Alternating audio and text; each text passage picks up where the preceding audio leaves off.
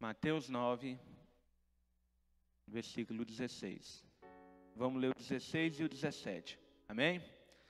Diz assim: ninguém põe remendo de pano novo em veste velha, porque o remendo tira parte da veste e fica maior a rotura.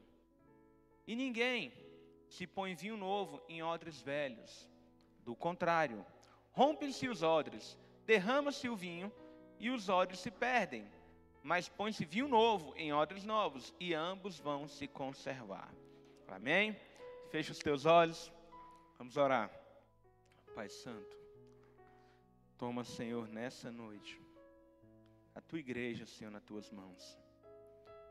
Deus, eu sei que é uma palavra forte, desafiadora, mas boa de ouvir. Então toma, Senhor, os teus filhos. Me dê graça, Senhor, me dê sabedoria para passar com clareza. E que ao final dessa reunião o Senhor possa ter cumprido o teu propósito em cada uma de nossas vidas. Em nome de Jesus. Irmãos, eu quero falar de avivamento. Prenúncio de avivamento. Do avivamento que passa pelo odre novo. Quem é que estava aqui ontem à noite na nossa mini vigília? Eu só acho que podia ter esticado mais, assim, para umas 2, para umas 4. Né? Só acho, mas amém. Irmãos, eu creio, eu não sei se você vai concordar comigo, mas eu creio que nós estamos na iminência de um derramar especial do Espírito Santo sobre a igreja. Esse Espírito Santo é o vinho novo. Esse novo derramar do Espírito, que eu creio que Deus está preparando para a igreja dos dias de hoje, é o vinho novo. E por que eu creio nisso? Algumas razões, irmãos. Porque no decorrer dos séculos, Deus ele tem trazido avivamento para a sua igreja de tempos em tempos. Mais ou menos de 100 em 100 anos, não exatamente, mas mais ou menos de 100 em 100 anos. E o último avivamento que a gente teve foi em 1904, mais ou menos. Então já está no prazo, já está vencendo. Amém? E hoje nós vivemos um cenário mundial. Nós vivemos um cenário como igreja e como sociedade que ele é muito semelhante aos cenários que foram vividos pelas sociedades pré-avivamento do passado. Que cenário é esse? Cinco pontos que sempre existiram antes de um avivamento, como se o planeta estivesse gritando por avivamento. Então, 5 pontos importantes que eu quero falar. A Aninha chegou. Se não viesse para o culto, eu não ia nem desejar feliz aniversário.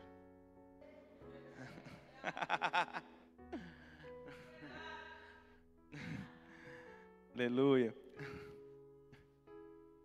Depois a gente corta essa parte aí. Irmãos, o primeiro ponto. Hoje a igreja do Senhor, ela vive uma apostasia.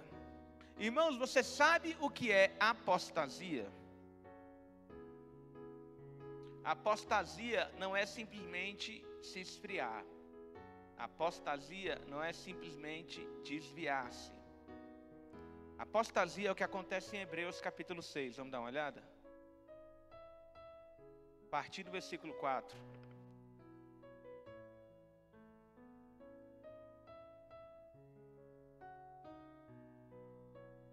Irmãos, olha esse texto. Esse texto traz confusão na cabeça de um monte de gente. Eu não vou pregar esse texto não, eu só vou ler. Mas ele traz uma confusão.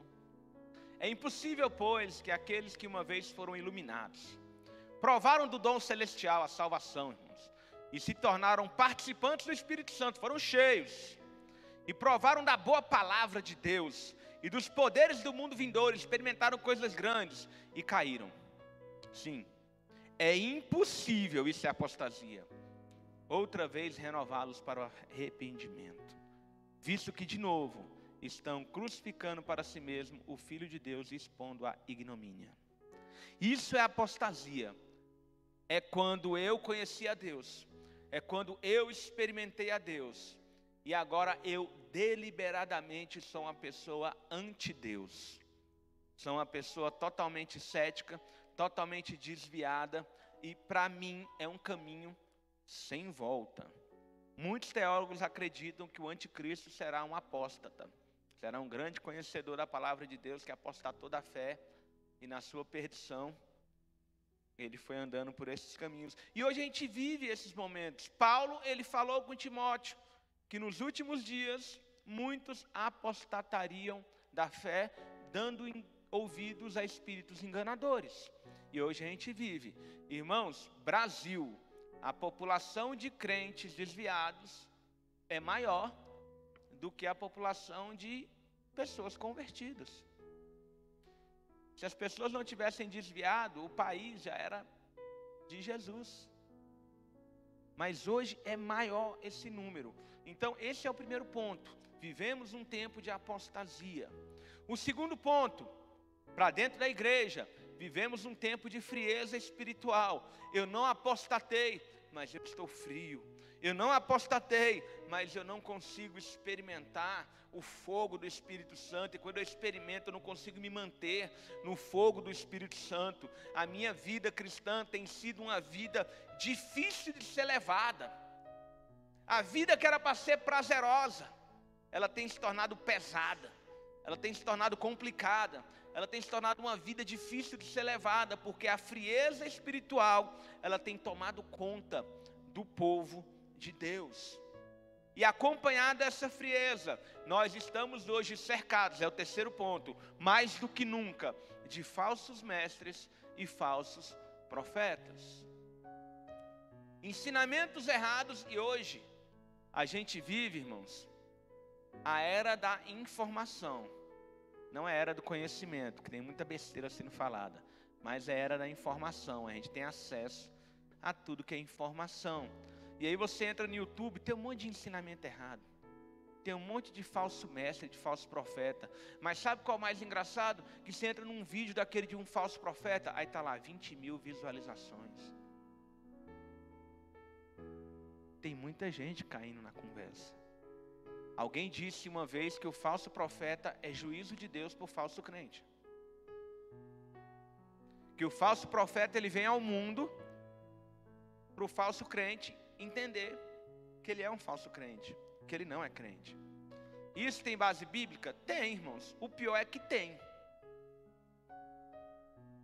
Quando o rei Acabe, ele queria ir à guerra, e aí o profeta falou, olha, vai perder, é mal. E ele falou, não, os outros profetas falaram que vai dar certo. E aí o profeta, ele falou assim, olha, Deus, ele me mostrou que espíritos enganadores enviados por ele estariam na boca desses outros profetas. Falso profeta é juízo de Deus para o falso crente. É por isso que a gente tem que estar firmado nas escrituras, irmãos. Negócio de beber da água dos outros, até pode ser, desde que condiza com as escrituras. E nunca teve tanto falso mestre, falso profeta. Então, apostasia, frieza espiritual, falsos mestres e falsos profetas. Quarto, imoralidade social e desrespeito contra Deus. Irmão, da sociedade de hoje, ela se assemelha muito à sociedade pré-diluviana. A sociedade pré-diluviana, irmãos, era uma sociedade pornográfica. Era uma sociedade onde todo tipo de imoralidade era cometido. Em uma sociedade que estava ignorando a Deus totalmente. E aí veio o dilúvio. Nossa sociedade hoje é muito parecida. Brasil é um país pornográfico. E eu vou te falar uma coisa para você ficar assustado. O Brasil e o Peru são os únicos dois países do mundo onde a palavra mais procurada no Google não é pornô. Então, se você acha o Brasil pornográfico, você não viu nada. Sabe qual é a palavra mais procurada no Google aqui no Brasil? Jesus Cristo. Só no Brasil e no Peru. No resto do planeta, os sites pornográficos, eles são os sites mais procurados no Google. Para você perceber o que o mundo está passando. E por último, nós vivemos um cenário onde a igreja ela até existe, mas ela é incapaz de mudar o quadro social. Ela é incapaz de mudar essa imoralidade. Ela é incapaz de mudar essa frieza. Onde tem uma igreja em cada esquina, e entre as duas igrejas tem um boteco. A igreja não está cumprindo o seu papel. Então esse é o cenário, irmãos, que nós vivemos hoje. E esse era o cenário mundial antes de cada avivamento que veio. Entende uma coisa, irmãos, em nome de Jesus: avivamento não é luxo.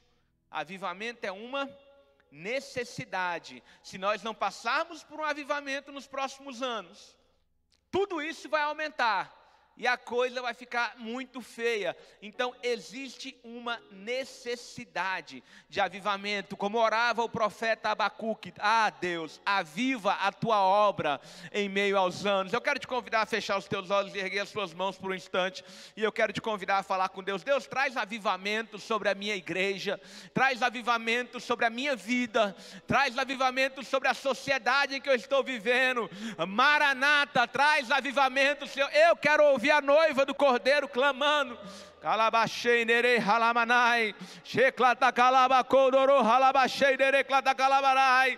Vem, Senhor, como nos dias da antiguidade, e faz de novo, Deus, faz de novo aquilo que o Senhor fez, como o Senhor fez com Charles Finney, com Spurgeon, como foi na época de Wesley, de Whitefield, como foi na época de Jonathan Edwards, como os morávios, como o Senhor fez em Gales, como o Senhor fez com William Seymour na Rua Azusa. Traz de novo, faz de novo, manifesta de novo essa graça, faz o fogo começar a arder no coração do teu povo, no nome de Jesus. Você pode dar um aplauso ao Senhor bem forte.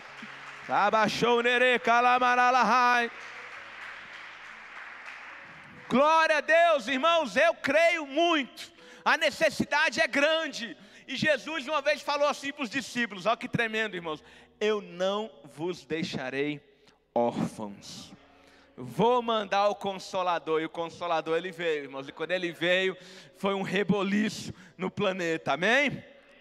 Só que a vontade de Deus, irmãos, nunca foi reformar o odre.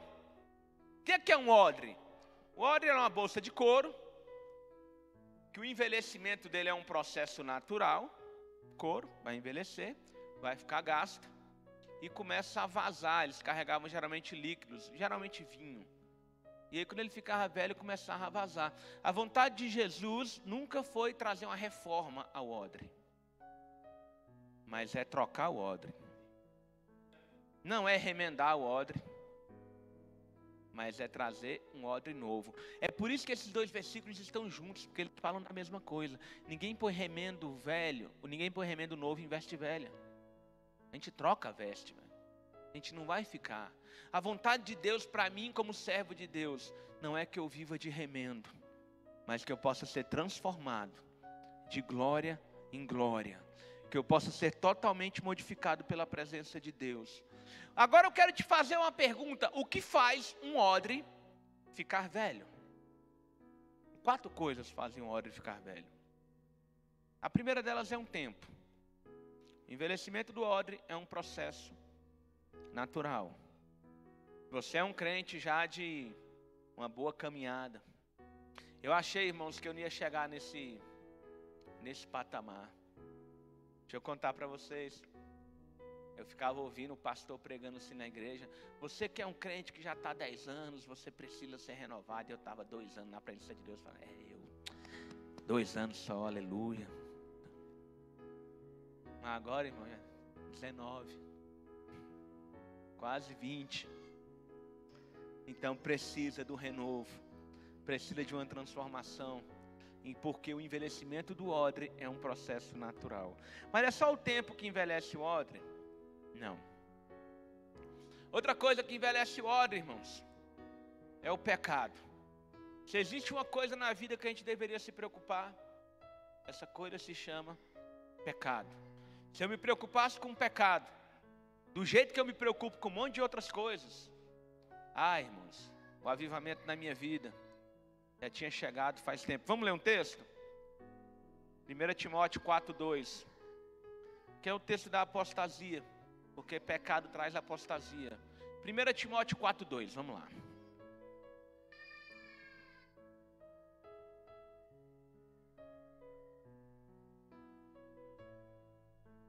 Fala da apostasia dos últimos tempos. Aí no versículo 2 fala assim, pela hipocrisia do que se fala mentira.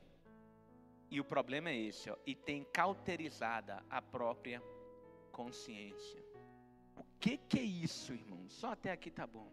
O que é isso? Consciência cauterizada. É quando o pecado não parece mais que é pecado.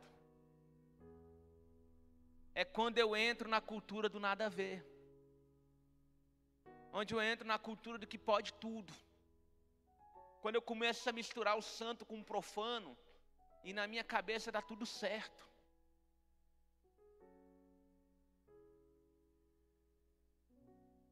Esses dias eu estava vendo aí, tem uns escândalos às vezes nas redes sociais, né?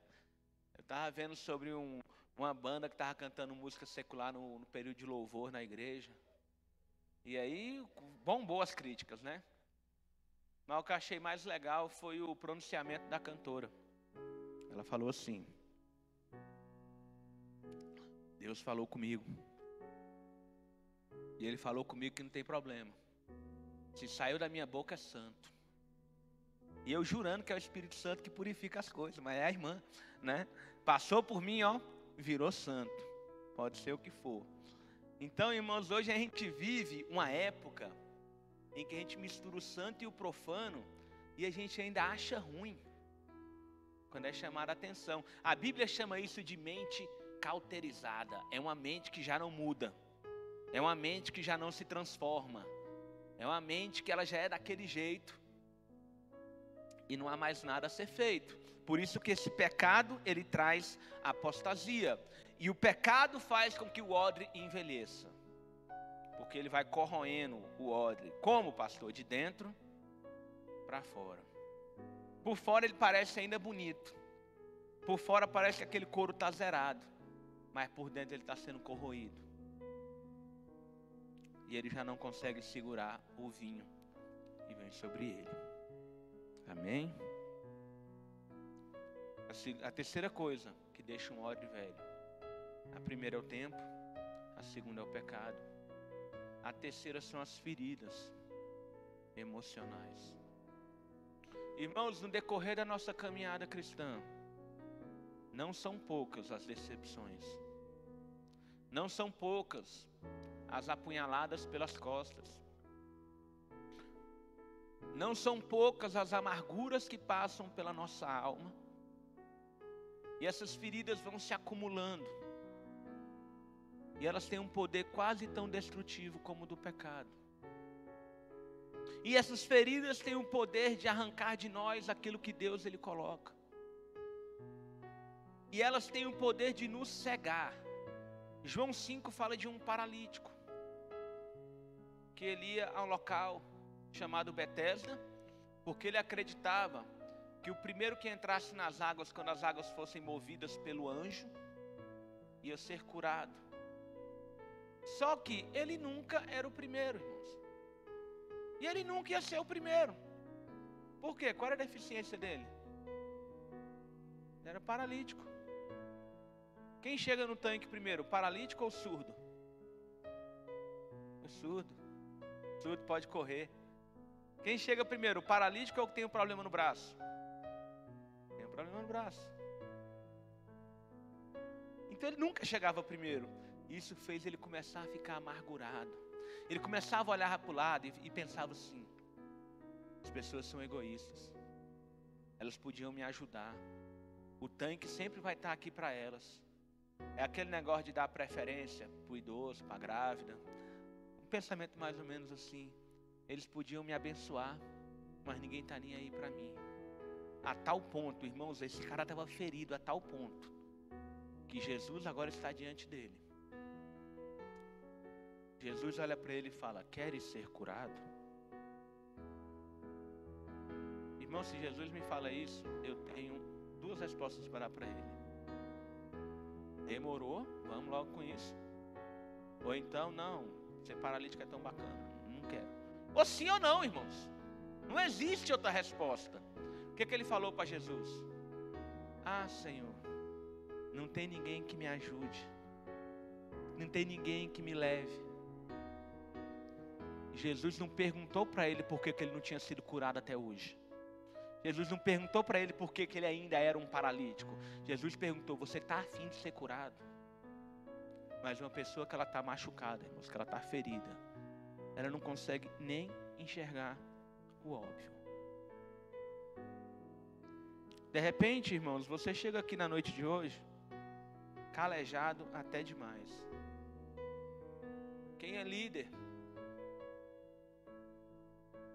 muitas vezes se sente traído, porque se doa, se entrega, faz tudo pelas pessoas ali, e não que faça esperando um reconhecimento. Acredito que você faz para Jesus, mas quando o reconhecimento vem é bom, porque também é um ser humano que está ali.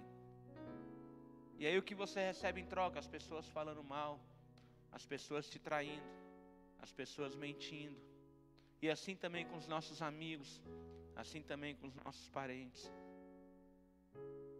Isso acontece muito, acontece demais. E isso faz com que o coração comece a ficar calejado. Pastor, irmãos, pensa numa raça ruim, é pastor. Porque a forma como a igreja olha para um pastor é muito engraçada. Porque o pastor, ele é pastor dependendo da situação. O pastor falou com você, te deu um conselho. Aí você ignora esse conselho. Porque de repente eu sou mais espiritual do que aquele pastor. Mas aí de repente o pastor ele deu uma pisada na bola. Aí você fala assim: nossa, um pastor fazendo isso. Aí você lembra que ele é pastor, sabe? Na hora do conselho você deu uma esquecida. E depois na hora da cobrança, você lembra. E assim é com todo mundo. Se de repente você é o único crente dentro da sua casa, acontece isso. Na hora que você está falando, as pessoas estão zombando. Mas na hora que você comete um erro, porque é natural, mas não é crente? E essas coisas elas vão machucando. Essas coisas elas vão ferindo. Só que a minha ferida, irmãos, ela só atrapalha a mim mesmo. Eu preciso me limpar das minhas feridas. Eu preciso deixar o Espírito Santo tratar as minhas feridas. Porque a minha ferida ela não atrapalha o outro. A minha ferida vai deixar o meu odre velho, cada vez mais velho. E eu não vou conseguir viver aquilo que Deus ele quer que eu viva. Amém? Então o tempo faz o odre ficar velho. O pecado faz o odre ficar velho. As feridas faz o odre ficar velho. E a terceira coisa, a conformidade ou conformismo faz o odre ficar velho. E eu me sinto satisfeito com essa situação. Vamos ler um texto? 2 Samuel, irmãos, que texto bonito. Dá para fazer uma mensagem só dele. 2 Samuel, capítulo 9, a partir do versículo 1.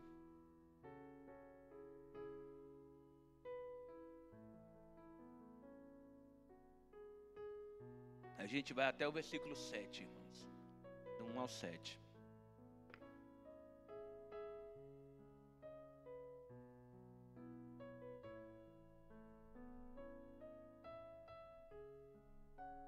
Diz assim o texto sagrado: disse Davi: resta ainda porventura alguém da casa de Saul, para que eu use de bondade para com ele por amor de Jonatas?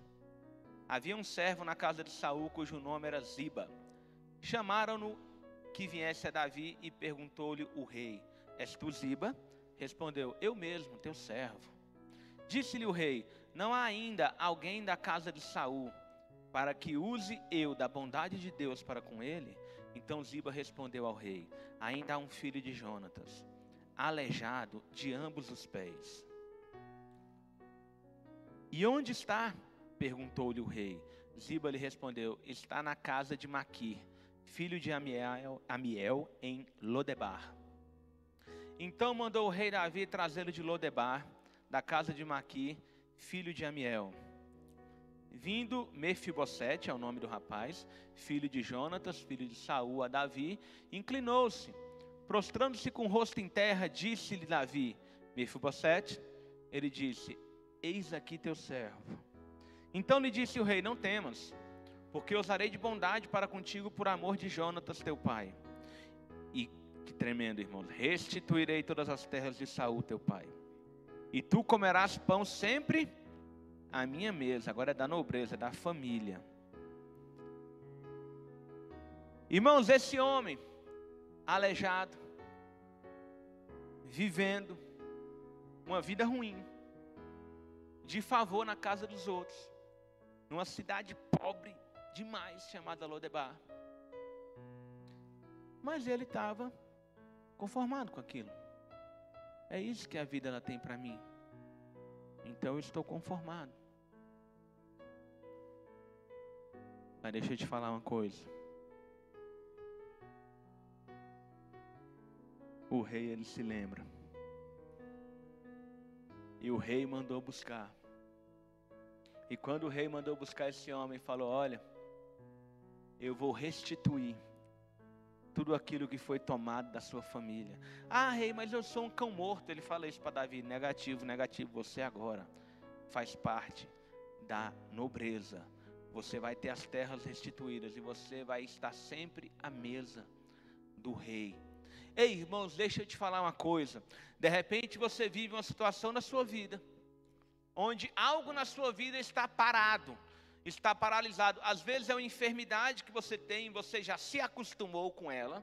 Às vezes é uma infrutilidade ministerial e você já se acostumou com ela. De repente você está vivendo uma vida rasa na presença de Deus e você está acostumado com essa vida rasa na presença de Deus. De repente você cai todos os dias no mesmo pecado e isso fez com que você se acostumasse a estar sempre nesse mesmo pecado. Eu quero te convidar a olhar para o seu irmão, olha para ele que está do seu lado, olha dentro do olho dele e fala assim: ó irmão, é o seguinte, Lodebar nunca mais. Fala de novo, Lodebar nunca, até ele entender. Lodebar nunca mais. Agora fala, sacode ele e fala: eis que o rei, ele te chama para fazer parte da corte real. Eis que o rei, ele te chama para fazer parte da família do rei. Eis que o rei te chama para comunhão. Agora eu quero que você pegue no ombro dele, que você já está pegando, e você ore pela vida dele, falando: Deus, que o Senhor possa restituir tudo aquilo que foi tomado, tudo aquilo que foi subtraído, tudo aquilo que foi roubado do meu irmão. Profetiza aí na vida dele. Vai, eu quero ouvir você orando pela vida desse irmão. Derrama uma unção aí sobre a vida dele, derrama uma glória sobre a vida dele. Espírito Santo, restitui, Senhor. Ninguém precisa continuar odre velho, ninguém precisa continuar na miséria espiritual, ninguém precisa continuar aleijado, ninguém precisa continuar paralisado. Eis que nessa noite eu te peço, Senhor, que o Senhor derrame uma unção nesse lugar sobrenatural, quebrando todas as correntes de conformidade, quebrando todas as cadeias que nos separam de viver aquilo que o Senhor tem para nós.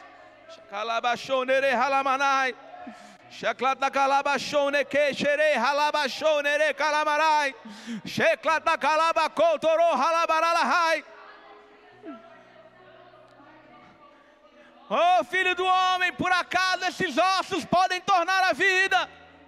Profetiza sobre o vale de ossos secos. Aleluia, aleluia. Irmãos, eu já falei e vou repetir: a vontade de Deus não é reformar o odre, é trazer um odre novo. A vontade de Deus não é fazer de nós uma pessoa cheia de retalhos, cheia de remendos, mas é nos dar uma veste nova. O que fala 2 Coríntios 5,17? Que aquele que está em Cristo foi consertado? Que aquele que está em Cristo está melhorzinho do que antes? Não, aquele que está em Cristo, nova criatura é. Ele foi totalmente transformado. Não tem mais nada. Eis que tudo, irmãos, tudo se fez novo. Nada do antigo homem restou. Tudo se fez novo. Essa é a obra regeneradora do Espírito Santo em nossas vidas. E é isso que Deus Ele quer. Irmãos, o avivamento Ele vai vir, eu tenho certeza. Ele vai vir. E eu quero estar vivo para participar dele. E eu quero te falar uma coisa. Ele passa pela restauração do odre. Ele passa pelo odre velho ser trocado pelo um odre totalmente novo. Aí eu quero te fazer uma pergunta. Como nasce um novo odre? O que é necessário para eu trocar o odre velho pelo um odre novo? Alguns requisitos, irmãos, que se eu estiver disposto a cumprir esses requisitos, Deus Ele vai nos visitar de uma forma tão sobrenatural. A primeira coisa que precisamos, e parece óbvio, mas na prática não é, nós precisamos de arrependimento. Arrependimento. Eu preciso olhar para o meu pecado como pecado. O pecado é a coisa mais monstruosa que existe no planeta Terra. O pecado é pior do que os demônios. Sabiam disso? Porque demônio nenhum tem poder de me separar de Deus. O pecado tem. O meu pecado é o meu maior inimigo. E eu preciso olhar para ele, com sangue no olho, com a faca nos dentes, e declarar guerra contra esse pecado. Irmãos, o arrependimento, ele envolve 3 esferas. O arrependimento, ele é sempre algo racional, emocional e prático. Vou repetir. O arrependimento sempre é algo racional, emocional e prático. Qual é a diferença do arrependimento para o remorso? Que o remorso é algo racional e emocional somente. O arrependimento ele é racional, emocional e prático. Ele é racional, porque a primeira coisa que eu faço ao me arrepender é reconhecer que aquilo que eu estou fazendo é errado. É reconhecer que é pecado. E aí eu falo, opa, isso que eu estou fazendo não está certo. A parte racional do arrependimento. Mas só isso é arrependimento? Não.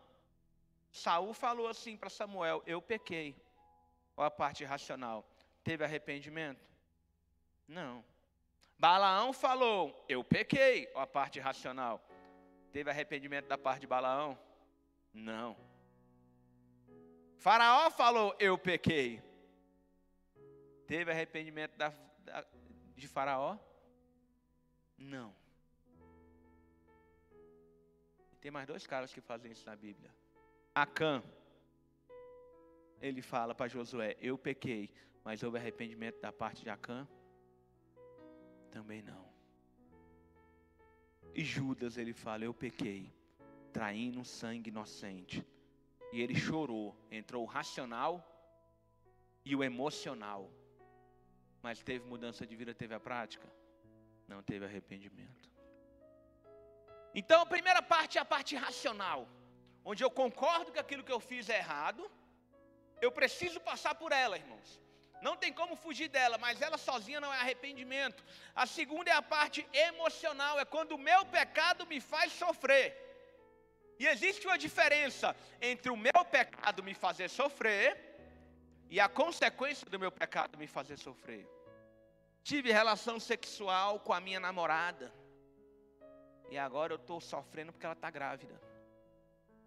Ou arrependimento, não é arrependimento não, irmãos. Se ela não tivesse ficado grávida, então o meu problema não é o ato, o meu problema é a consequência dele. Isso não é arrependimento, isso é remorso. Então o arrependimento tem a parte prática. Eu pequei, não está certo isso que eu estou fazendo. Tem a parte emocional, eu estou sofrendo agora por causa do meu pecado. Davi fala que os ossos dele doíam por causa do pecado. E tem a parte prática, que é a mudança de vida, que é a mudança de mente, que é a mudança de pensamento, é a metanoia. Amém? Vamos ler um texto, Romanos. O texto abençoado esse de Romanos. Romanos 12. Romanos 12, versículo de número 2. Eu amo esse texto, irmãos. Olha o que Paulo, olha a riqueza desse texto. E não vos conformeis com esse século. Esse século precisa de avivamento. Esse século precisa de um derramar da glória de Deus. Eu não posso me conformar com ele. Então eu vou ser um revolucionário, vou mudar tudo. Não, não é assim que Paulo fala que funciona. Mas transformai-vos. Como que eu me transformo? Pela renovação da nossa mente. Na minha mente estão as minhas emoções. Na minha mente está o meu raciocínio. E na minha mente estão as minhas decisões. Então o que eu preciso é de uma renovação da minha mente. E aí o que acontece? Para que experimentais qual seja a boa, agradável e perfeita vontade de Deus. Irmãos, na hora que eu decido, eu raciocinei, o meu emocional passou por aquilo, e eu tomei uma decisão, irmãos, acabou. Já era. Deus vai operar. Levantar-me-ei, irei ter com meu Pai, e direi para Ele: pequei contra o céu e diante de Ti, trata-me como um dos seus trabalhadores. Irmãos, na hora que esse menino tomou essa decisão, não tinha demônio no planeta que ia segurá-lo. Não tinha cão dos infernos que ia segurar esse homem. Ele tomou essa decisão. Uma vez que eu tomo uma decisão ao lado de Deus, de caminhar de uma forma diferente na presença de Deus, pode vir o próprio Satanás na minha frente, ele não vai me parar. Pastor, isso que você está falando não é bem assim não. É, irmãos. Você já viu o texto do endemoniado gadareno? Quando Jesus ele desce do barco, aquele homem vê Jesus. Aquele homem, ele sai correndo e ele se prostra diante de Jesus e ele adora. Deixa eu te falar uma coisa, ele tinha uma legião de demônios. Uma legião de demônios não foi suficiente, não foi poderosa o bastante para segurar um homem que estava decidido a se prostrar aos pés de Jesus. Irmãos, quando eu tomo essa decisão, não há como me segurar. Então é por isso que a Bíblia fala que a batalha é aqui. É por isso, irmãos, que a grande batalha é travada na mente. Porque na hora que eu ganho essa batalha na minha mente, acabou tudo. Eu sou mais do que vencedor por meio daquele que me amou. Eu vou vencer, irmãos, nada vai me parar, uma vez que essa decisão é tomada, uma vez que o meu arrependimento ele é totalmente concretizado, a nova criatura ela começa a ser gerada para a honra e glória do nome do Senhor. Amém? Assim começa a nascer um odre novo.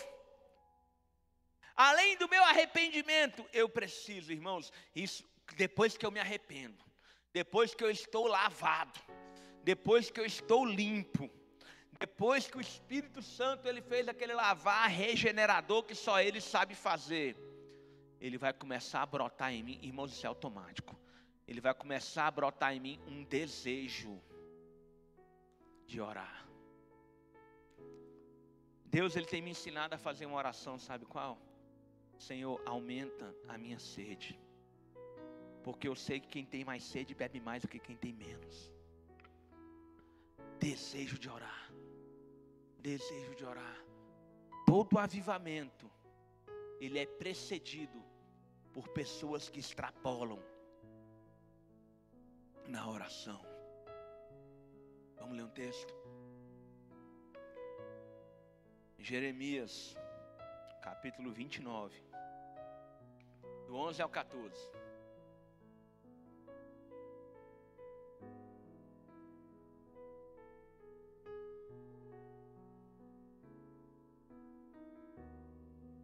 Irmãos, que texto lindo. Deixa eu contextualizar esse texto antes de eu ler. O povo de Judá, ele sofreu 3 ataques dos caldeus para o cativeiro. No primeiro ataque, uma remessa foi levada para a Babilônia. Daniel estava nessa primeira remessa. Depois, um segundo ataque levou uma segunda remessa para a Babilônia. Jeremias estava nessa segunda remessa. E no terceiro, passaram o rodo, levaram todo mundo. Mas entre essas remessas, Jeremias ele escreveu uma carta a mando de Deus para aquelas pessoas que estavam já no cativeiro. O capítulo 29 de Jeremias é essa carta. E aí ele começa falando: olha, ao final de 70 anos vocês vão regressar, mas por enquanto viva tranquilo, construa casas, ore pela cidade, porque da paz da cidade vai vir a sua paz. Ele começa a falar: esse povo ele foi levado para o cativeiro, porque esse povo estava em pecado. Mas mesmo quando eu estou frio, mesmo quando o odre ele está todo arrebentado, ele está todo gasto, Deus ele não vira as costas. Pastor, mas o meu pecado causa separação entre eu e Deus. Mas não é Deus que sai, sou eu. Eu estou aqui com Deus. Deus é o microfone, eu sou aqui a minha mão. Eu peco. Deus ele continua no mesmo lugar. Deus ele continua sendo Deus. E Deus ele continua querendo a mim. Eu é que me afastei. Pensa no filho pródigo e no pai. Quem foi embora, quem ficou no mesmo lugar? E Deus ele continua querendo a minha restauração. Então vem o texto. Olha que coisa linda, irmãos. Deus falando para o povo: eu é que sei que pensamentos eu tenho a vosso respeito, diz o Senhor. A gente está em pecado, eu sei, mas são pensamentos de paz e não de mal, para vos dar o fim que desejais. Aí o que vai acontecer? Então me invocareis, passareis a orar a mim e eu vos ouvirei. Buscar-me-eis, e quando busca, irmãos, e me achareis, quando me buscardes de todo o vosso coração. Aí ele fala: serei achado de vós, diz o Senhor, e fareis mudar a vossa sorte. Entende, irmão, sente o drama desse texto. Entende o que é que ele está falando? O povo está em pecado, o povo foi levado cativo, o povo está sofrendo a maior vergonha da história de Judá, onde eles foram levados da terra santa para uma terra de vergonha, onde eles são escravizados agora, e eles estão cada vez mais distantes de Deus. E aí vem Deus no seu amor, e é época da lei. Dizem que na lei Deus era mau, né? Tem gente que fala essas bobagens. E vem Deus com o seu amor e fala: eu é que sei que pensamentos eu tenho a vosso respeito. São pensamentos de paz e não de mal. E aí o Espírito de Deus vai fazer o que com esse povo? Então passareis a orar e eu vos ouvirei. Oh, irmãos, isso é poderoso demais. Deus ele derrama sempre antes do avivamento uma unção de oração, um desejo de oração, um desejo de buscar a presença de Deus. Eu não estou falando daquele negócio que eu tenho que orar porque o meu discipulador vai me cobrar, porque o meu pastor vai perguntar se eu estou cobrando. Não, eu pego um gosto pela oração, um desejo pela oração, um prazer pela oração. Esses dias eu estava falando com a minha esposa foi visitar a tia dela, e ela falou assim: nossa, eu vou na minha tia, eu volto tão inspirada, porque ela conta tanta história e tal. Eu falei: não, sua tia é uma mulher que gosta de orar. Ela é minha tia, é uma mulher de oração. Eu falei: não, você não entendeu, eu não estou falando que ela é uma mulher de oração, ela é uma mulher que gosta de orar. Gente que gosta de orar é diferente. Irmãos, que Deus tenha misericórdia da tua alma se você mexer com alguém que gosta de orar. Não é porque ela vai orar para Deus fazer algo, não. Mas Deus, Ele mesmo vai tomar a frente e vai falar: não toqueis nos meus ungidos. Não maltratareis os meus profetas. A palavra de Deus fala isso. Então, irmão, sempre antes, Deus, Ele começa a despertar essa unção. Ele começa a despertar esse espírito, essa sede, esse desejo de orar. E aquele que ora 1 hora, passa a orar 1h30, daqui a pouco está orando 2 horas, daqui a pouco está orando 3 horas, daqui a pouco, irmãos, olha que coisa tremenda, eu orei de repente a manhã toda, e aí à tarde eu estou fazendo nada, eu posso ver um filme, mas meu coração está pulsando por oração, então eu vou orar mais um pouco. Mas hoje a igreja fria vive assim: não, hoje eu já orei. Como se fosse uma obrigação, tipo de hoje está pago, né? Quem quer essa unção, irmãos? Uma unção de oração, uma unção de sede. Pede para Deus aí, vai. Fala: Senhor, me dá essa sede, me dá esse desejo pela Tua presença, me dá esse desejo de te conhecer, me dá esse desejo de viver mais. Eu tenho experiência contigo, Deus, mas eu sei que de onde vem tem mais. Eu sei que é uma fonte inesgotável de graça. Eu sei que é uma fonte inesgotável de presença do Senhor. Buscar-me-eis e me achareis quando me buscardes de todo o vosso coração. Oh, aleluia! Oh, irmãos, Deus, Ele vai trazer, irmãos, essa glória. Deus, Ele vai trazer essa presença. E sabe o que acontece quando a pessoa ela começa a orar muito? Sabe o que acontece com quem começa a ter gosto pela oração? Ela começa a ser mais santa do que antes. Ela começa a querer se reconciliar com todo mundo. Ela começa a ficar preocupada: será que aquilo que eu falei magoou essa pessoa? Às vezes nem magoou, mas ela está preocupada. E ela começa a querer ter paz com todo mundo. Ela começa a considerar o outro superior a ela. E ela começa a entrar numa consagração, irmãos, tão tremenda, que ela começa de uma forma automática a se afastar de tudo aquilo que não diz respeito a Deus. Eu não estou falando de pecado, irmãos. Eu estou falando de coisas que não dão respeito, que não diz respeito a Deus. É tipo assim: eu prefiro ler a Bíblia do que assistir uma partida de futebol. Começa a acontecer essas coisas, irmãos. Pastor, você está falando que eu não posso assistir futebol, que eu não posso ver filme, que eu não posso ver a minha série. Não é nada disso. O que eu estou falando é que você começa a perder a vontade. Aquilo já não chama mais atenção. O que está chamando a sua atenção agora é as coisas de Deus. É uma palavra, é a palavra de Deus, é um livro, é a oração, é falar do Evangelho, isso começa a encher, te deixar satisfeito. Irmãos, eu quero muito chegar nesse patamar. Eu acho que eu ainda sou muito carnal. E olha, irmãos, que eu vou te falar uma coisa. Eu não me lembro a última vez que eu assisti uma partida de futebol. Lá em casa a gente até cancelou tudo. Cancelou o Sky, a gente nem tem mais TV em casa, tem só o aparelho, né? E o YouTube. Eu nem me lembro a última vez, mas eu ainda me acho carnal demais, porque eu ainda perco muito tempo fazendo coisas que não tem nada a ver com Deus. Eu não estou falando, eu não sei se você está me entendendo, eu não estou falando de pecado, irmãos. Eu estou falando de coisas que me afastam da presença de Deus. Pastor, mas é só pecado que me tira da presença de Deus. O pecado me tira da comunhão de Deus, mas existem coisas que me tiram de uma intimidade maior. Tem coisas que me tiram do santo dos santos. Tem coisas que eu poderia estar gozando da presença de Deus. Por que que o encontro é tremendo, irmãos? Porque no encontro só tem Deus. Porque no encontro não tem celular, no encontro não tem TV. Aí não tem como, irmãos. E só são 3 dias. 3 não, nem dá para contar 3 dias. Vamos falar de 2. Só são 2 dias.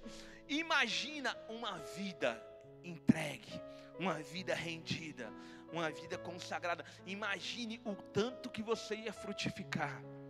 Irmãos, imagina você orando com outro irmão. Você só ia olhar para o outro irmão. A glória já ia vir.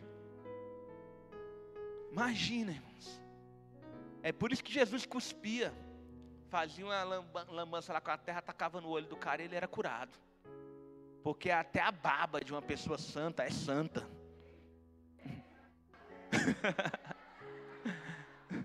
É tremendo isso, irmãos. Por isso que as pessoas eram curadas, irmãos. Por isso que ele inventava. Você já viu a palavra de Deus falando que a sombra de Pedro curava? Misericórdia, irmãos. Que unção é essa?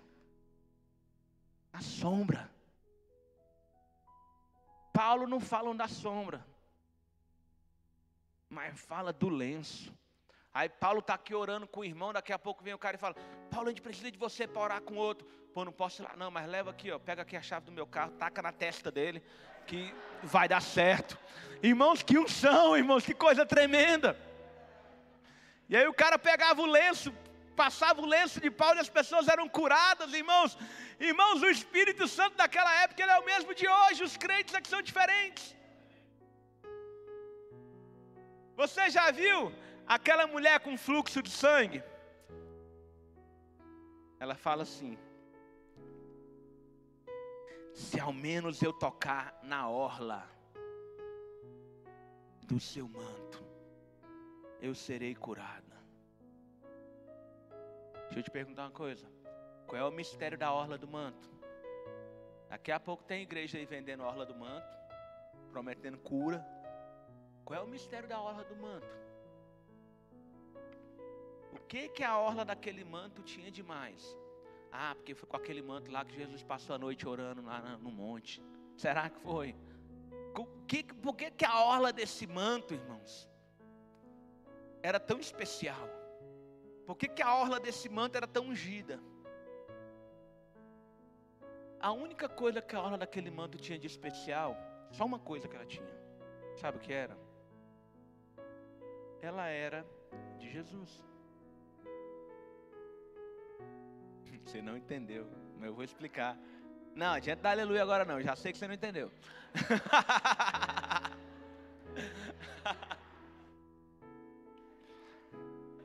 Presta atenção.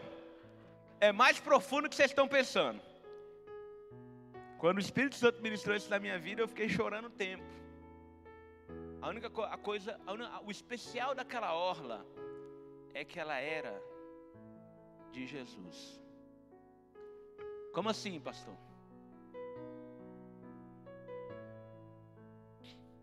Quem aqui é de Jesus? Isso significa que as pessoas podem ser curadas ao tocar em mim. Que as pessoas podem ser curadas por um abraço meu. Que eu de repente eu nem preciso ficar orando 2 horas para ver se cai uma lágrima do olho da pessoa. Porque a única coisa, irmãos, se um pedaço de pano pode ter essa unção, por que uma nova criatura não pode ter essa unção? Eu peço para você olhar para dentro de você e pensar: cara, eu sou de Jesus, velho. Eu sou melhor do que aquela orla. Não é possível, irmão, que você não é melhor do que um pedaço de pano. Não é possível que você não é melhor do que a orla de um manto. Se a orla do manto rasgasse, Jesus não ia nem perceber. Mas a mulher tocou na orla daquele manto, Jesus parou tudo e falou: epa, aconteceu alguma coisa, alguém me tocou. E o pessoal falou: pô, Jesus, você está de brincadeira. Ele: alguém me tocou porque eu senti que de mim saiu poder. Oh. Vou usar, Ricardo, porque eu gostei. Chega os pelos, glorifica, irmãos, ó. Eu gostei dessa, eu gostei. É lindo, é tremendo demais, irmãos. Mas sabe qual é o problema nosso, igreja pós-moderna? Que a gente está satisfeito com o Lodebar, sendo que o rei quer trazer para a mesa, sendo que o rei quer dar banquete. E eu estou lá conformado com a minha vida, porque tem muita gente pior do que eu. Irmãos, você é melhor do que uma orla. Esse espírito de oração, ele tem que trazer essa fome fome por uma consagração, esse desejo por ser melhor, sem esse negócio de ficar olhando para o outro. Ah, irmãos, mas eu sou crente, olhando para o outro. Não, para de olhar para o outro, você tem que lutar contra você mesmo. Eu quero ser um crente melhor a cada dia, eu quero ser um servo de Deus melhor do que eu era ontem, amanhã eu quero ser ainda melhor, eu quero crescer. Irmãos, eu estou convencido de que o meu Jesus, aquele que salvou-me, que sangrou por mim, Ele merece muito mais de mim do que Ele tem recebido. Ele merece uma porção muito maior do meu amor, da minha dedicação, do meu zelo, da minha consagração, do que aquilo que eu tenho dado para Ele até hoje. Irmãos, Ele merece. E eu também estou convencido de que eu sou muito melhor do que um pedaço de pano. Aí, irmãos, preste atenção. Eu tenho um coração arrependido. Os músicos já podem até vir se posicionando aqui. Eu tenho um coração arrependido. Eu levo o meu pecado muito a sério. Eu declarei guerra contra a minha velha natureza. O Espírito Santo veio e despertou esse desejo de orar, esse desejo de me consagrar. E agora eu estou tendo uma vida totalmente consagrada, e eu estou buscando uma consagração cada vez maior. Sabe o que vai acontecer, irmãos? Quando eu menos esperar, vai acontecer. Atos 2:2 fala assim, o versículo 1 fala assim, ó: ao cumprir-se o dia de Pentecostes, estavam todos reunidos no mesmo lugar, naquela consagração. Aí a Bíblia fala uma palavra que é tremenda. E de repente, de novo, ó. De repente, irmãos, de repente, quando eu não estou esperando, mas eu estou buscando. De repente, quando eu estou ali orando pela vida do meu irmão, quando eu estou numa batalha espiritual, de repente, quando eu estou buscando como eu posso fazer para servir melhor a Jesus, de repente um vento impetuoso soprou aquele lugar e encheu aquele lugar. Línguas partidas caíram sobre ele, e a Bíblia diz que todos, sem exceção, exatamente todos, foram cheios do Espírito Santo. Eu quero te convidar, irmãos, em nome de Jesus, a se colocar de pé, porque eu vejo o prenúncio, eu consigo sentir o cheiro dessa onda. Sabe aquela maresia que vem às vezes? Eu consigo sentir essa presença de Deus chegando. Então erga as suas mãos, irmãos, e começa a falar: Lodebar não é o meu lugar.